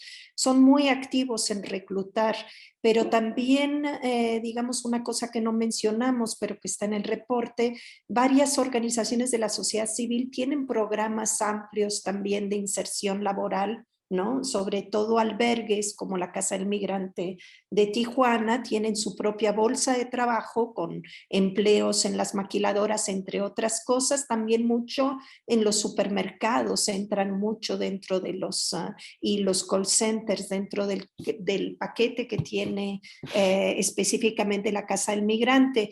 Mencionamos el de la bolsa de trabajo del Servicio Nacional del Empleo, donde también hay muchos empleos en maquiladoras, en la Dirección de Atención a Migrantes, y lo que acaba de mencionar Marilo, ha habido ferias grandes del empleo, tanto en Tijuana como en Ciudad Juárez. Y en las dos ciudades hay un empresario muy interesado en que los migrantes tengan documentos para poder trabajar, que ha sido una fuerza de presión en el caso de Juárez con la iniciativa Juárez, ¿verdad? Muchas gracias, Dolores. Jesús, ¿quieres reaccionar tal vez a la segunda pregunta que nos dicen que cuáles son las fortalezas? Bueno, no, eso sería para Mariló o Dolores, pero si quieres reaccionar al tema de la maquila en el caso ¿Perdón? Yo quisiera decir algo sobre la primera pregunta. Sí, adelante, adelante. Brevemente, pienso, bueno, cuando yo hablaba sobre la coherencia de políticas y la idea de la autorización de trabajo, documentos de residencia, es importante pensar en el por qué es tan difícil conseguirlos. El mensaje político que envía a los trabajadores nacionales, ¿no? Que ellos nos están quitando los trabajos, etcétera. Entonces, los gobiernos responden a esa presión, pero crea un hábito de no darles a las personas la autorización o la residencia, y esto crea más turbulencia política. Así que es un buen ejemplo del problema de la incongruencia política. Y como decía Dolores, hay empleadores que quieren seguir las reglas y quieren que sus empleados tengan residencia, pero hay otros empleadores que se aprovechan de la falta de documentos para pagar menos y para explotar a los trabajadores en un proceso más informal. Solo quería mencionar esto porque los gobiernos, incluso aquí en los Estados Unidos, muchas veces no quieren dar residencia ni permisos de trabajo porque las personas tienen esta idea errónea de que nos están quitando los trabajos, pero no emitir esos documentos crea más problemas y luego los nacionales se alteran más. Entonces, solo quería meter esas ideas también. Ya, muchas gracias, muchas gracias. Bueno, no sé, Jesús, ¿tú querías hacer algún comentario al respecto o pasamos a la segunda pregunta? No, gracias, Laura. Si gusta alguna de mis colegas contestarlo de Tijuana, ¿verdad? Que ellas Sí, están lo más que informadas. pregunta Carla Valenzuela es cuáles serían las fortalezas y debilidades de Tijuana para la inserción de los migrantes en términos de la articulación de los esfuerzos de los distintos actores. Creo que ya lo avanzamos un poco, pero tal vez podríamos, Dolores, tal vez tú que trabajaste la parte de actores e instituciones, nos podrías dar algún comentario. La fortaleza tiene que ver con lo que han mencionado ya, el tiempo en que Tijuana ha sido una ciudad receptora de migrantes, ¿no? Y que se han quedado en Tijuana. Entonces, hay una sociedad civil muy profesionalizada con mucho tiempo, particularmente en los albergues, pero también en nuevas organizaciones que hacen incluso acompañamiento legal en los procesos. Y hay una presencia muy activa en las dos ciudades, no solo en Tijuana, pero en Tijuana también, digamos, de organizaciones internacionales, la OIT, la Organización Internacional del Trabajo, y la Organización Internacional para las Migraciones han impulsado también mucho las ferias del empleo, ¿no? Y tienen un vínculo muy cercano con la sociedad civil, pero también con los gobiernos. Por supuesto, la presencia que enfatizaba Jesús, pero es muy reciente, de la Comisión Mexicana de Ayuda a Refugiados y de otras instituciones públicas con una, digamos, tradición fuerte de vínculo con el sector privado. Otra característica de las ciudades del norte es esta cercanía de la clase política y del empresariado. Y las debilidades, como en todo México, son los empleos precarios. Y tener un empleo formal, esto es un poco también en relación con el comentario que se hacía hace rato, tener un empleo formal en la maquiladora o en los call centers no quiere decir tener un empleo digno. Muchas veces, digamos, sí son empleos más dignos, obviamente, que vender en la calle, como todavía sucede con muchos haitianos en Tijuana.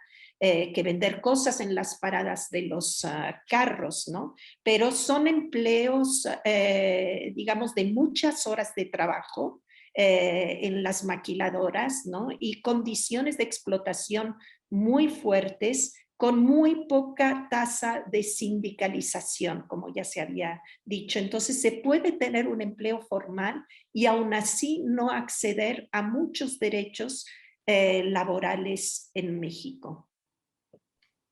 Ya, muchas gracias. ¿Alguien más quiere comentar al respecto? Bueno, a mí me gustaría agregar un comentario respecto a este tema del trabajo decente y la posibilidad de que otros actores que han estado ausentes en la integración laboral y residencial, como los sindicatos. Como bien sabemos, el tema de la sindicalización en México ha sido un problema, en particular en las maquiladoras, como ahora lo sabemos, como un tema álgido de discusión incluso internacional acerca de la representación de los sindicatos, ¿no? La representación de los trabajadores. Entonces, lo que nosotros pudimos observar en este estudio cualitativo que hicimos Jesús Peña y yo en cada ciudad, fue que realmente existen diferentes momentos en que pesa, digamos, puede haber política muy específica en el largo proceso de la integración residencial y laboral. En términos laborales podríamos decir que hay cierta facilidad en ciudades como Tijuana, no sé en Ciudad Juárez, pero en Tijuana, para ingresar a un trabajo informal. Es decir, es un mercado de trabajo dinámico donde los migrantes o las personas que están en busca de protección internacional en espera pueden acceder a estos trabajos informales.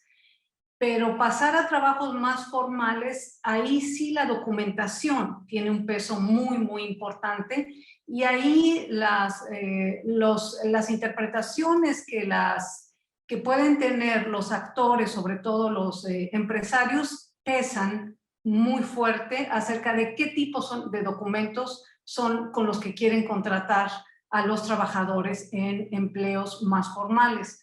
Por ejemplo, encontramos casos de trabajadores que estaban en las agencias de outsourcing y solamente estaban contratados con las visas humanitarias vencidas, por supuesto, la mayoría de ellos, y no tenían un contrato formal directo con la empresa.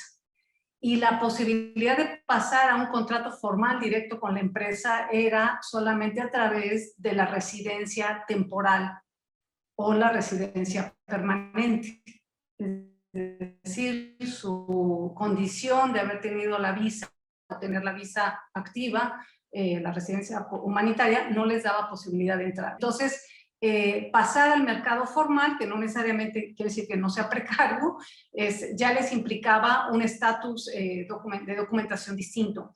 Y tener movilidad laboral, es decir, mejores salarios y mejores condiciones de trabajo, o menos precarias por lo menos, les implicaba ya entonces calificaciones específicas, y ahí enfrentaban no solamente el obstáculo de los documentos migratorios, sino de la documentación de certificación de sus estudios y la certificación de sus oficios, que también es un nudo muy importante para los migrantes más calificados, como podrían ser los cubanos, algunos venezolanos o algunos haitianos.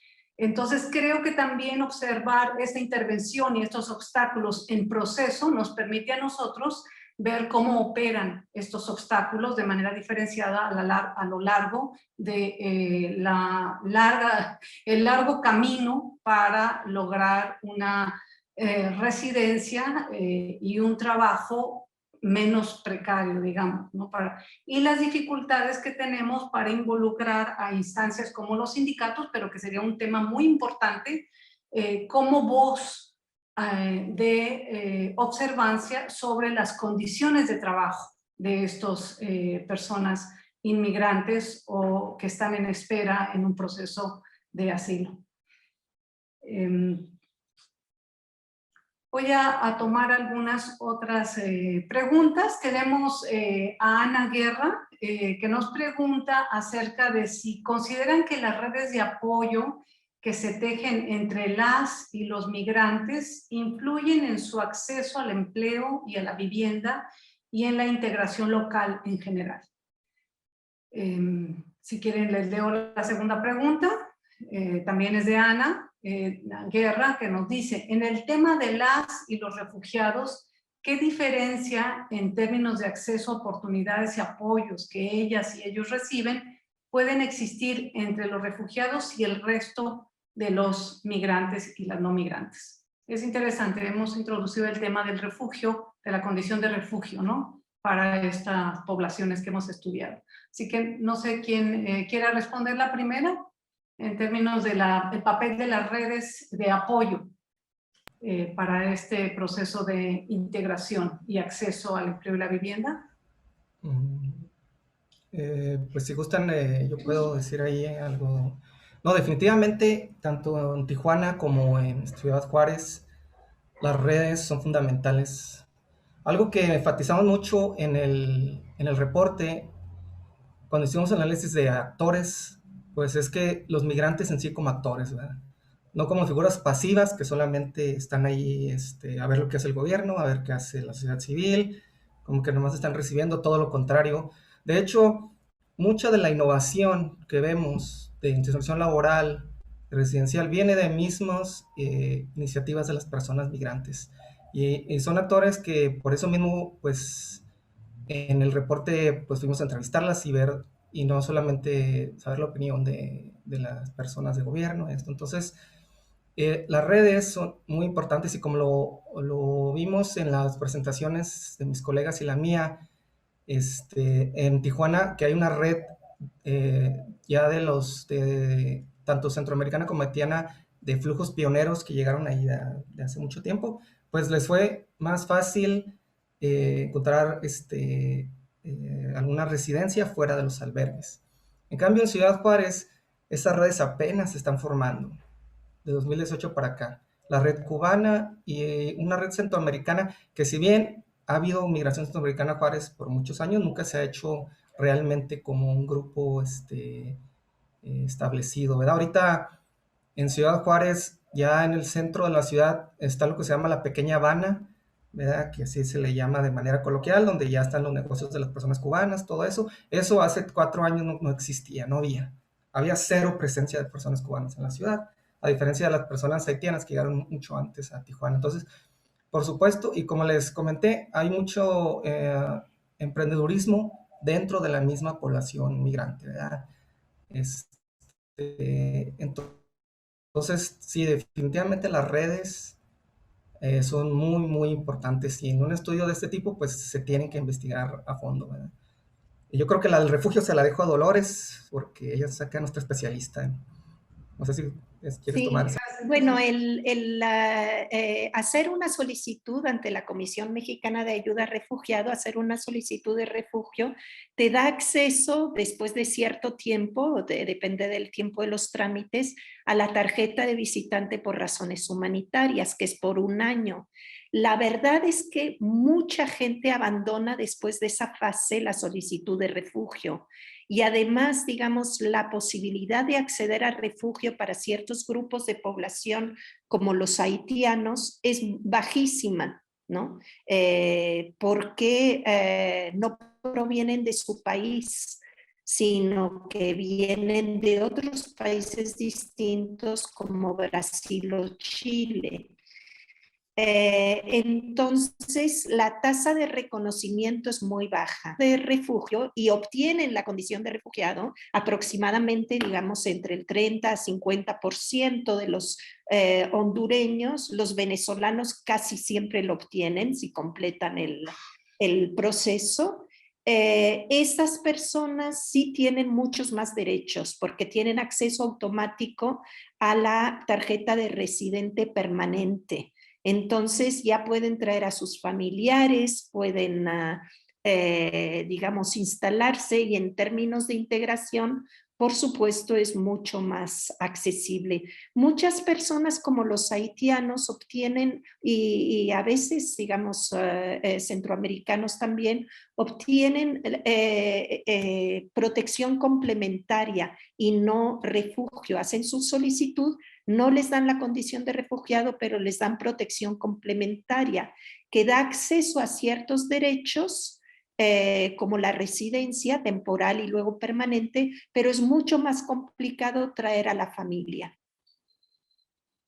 Muchas gracias, Dolores. Bueno, estamos cerrando este webinar. Vamos a dar espacio a una última pregunta que realmente nos hace Valentina Capelletti, pero realmente son como 10 preguntas en una pregunta. Entonces, vamos a ver cuál de estas número de preguntas que nos hace Valentina podemos responder. Nos dice, buenas tardes y felicidades a todas y todos por el proyecto y los hallazgos. Quería preguntar, ¿qué pasó cuando los albergues aplicaron una política de confinamiento durante la pandemia que obligó a los migrantes a abandonar el trabajo? ¿Hubo esfuerzos por parte de alguna institución o actor para que se les guardara el lugar de trabajo, por ejemplo, en el caso de los empleos formales? ¿Acaso registraron ustedes algún tipo de apoyo institucional para estas personas que quedaron en los albergues? Bueno, ¿quién quiere reaccionar a esta pregunta? Tal vez Marilú, ¿quieres comentar algo para turnar un poco? No, pensaba que quizás María Inés, que había estado pues muy bien, María Inés, te tenemos aquí, claro. A los no te albergues veo, pero... en Juárez. ¿Nos escuchas, María Inés? Hola, ¿me escuchan? Sí. Sí. Bueno, respecto al caso particular de Ciudad Juárez, lo que identificamos justo es que por el proceso o por el contexto de la pandemia, sí en algunos albergues se les solicitó particularmente a los migrantes que se encontraban insertos en el mercado laboral de la localidad dejar su empleo, y esto fue con la finalidad de no exponer a toda la población que estaban atendiendo. En el caso particular de albergues o centros de mayor capacidad de atención, realmente el porcentaje de personas que estaban insertas en el mercado laboral eran muy pocas. Entonces, esto fue una estrategia que se llevó a cabo con la finalidad, pues, de mantener estas medidas de sanidad o sanitarias. Muchas gracias, María Inés. ¿En Tijuana quieren hacer alguna precisión? Bueno, si no tenemos, también les agrego esta pregunta para cerrar: si acaso los haitianos que llegaron de Brasil lograron refugio o son reconocidos como refugiados. Aquí, bueno, como yo decía, hay una tasa muy baja de reconocimiento como refugiados para los haitianos. Algunos obtienen una mayor proporción, obtiene protección complementaria, pero la gran mayoría de los haitianos que viven en Tijuana no están con ninguna de las dos condiciones. En realidad, tuvieron la visa de visitante por razones humanitarias, la tarjeta de visitante. Después, algunos perdieron esa tarjeta y se quedaron indocumentados, y otros lograron transitar hacia la residencia temporal e incluso permanente a través del trabajo, es decir, de ofertas de empleo. Ya estaban insertados en empleos formales y los propios empleadores les tramitaron documentos migratorios. Muchas gracias. Pues estamos cerrando prácticamente el evento y solamente comentar algo que nos señala Gabriela Pinillos en un comentario, pregunta que nos hace, es sobre la desigualdad entre estas poblaciones, la desigualdad entre las poblaciones deportadas frente a los solicitantes de la condición de refugio o bien los solicitantes de condición de asilo en Estados Unidos, y la complejidad que esto implica en términos de los mecanismos de intervención y atención y lograr una coherencia de las políticas como nos señalaba Neja. Pues les damos las gracias a todas y todos los que participaron, a los panelistas, a nuestros comentaristas, también al público que nos escuchó y nos dio retroalimentación. Y quiero agradecer, por favor, a Alberto Fernández del Centro del Trabajo del Solidarity Center por todo el apoyo que nos dio para la realización de este evento, para la presentación de los resultados. A Helen Moulton, por supuesto, que estuvo con nosotras desde ayer, trabajando y articulándonos con esta tecnología de las traducciones y de las múltiples plataformas. Por supuesto, a Eduardo Rodríguez, quien ha sido un pilar en el proyecto de investigación y que nos ha organizado y ordenado. Alejandro Yáñez, que nos ha apoyado en la transmisión. Y pues a Matt, desde el Solidarity Center también, muchas gracias. Les agradecemos a todos la participación en este evento. En la página del COLEF está el reporte ejecutivo, y esperamos el día de mañana subir el reporte en extenso. Es un documento muy amplio, cerca de 400 páginas, entonces, pero estará disponible para quien tenga el ánimo de leerlo. Y esperamos en un par de semanas tener lista la versión en inglés del reporte ejecutivo de los resultados de investigación. Buenas tardes, adiós a todos.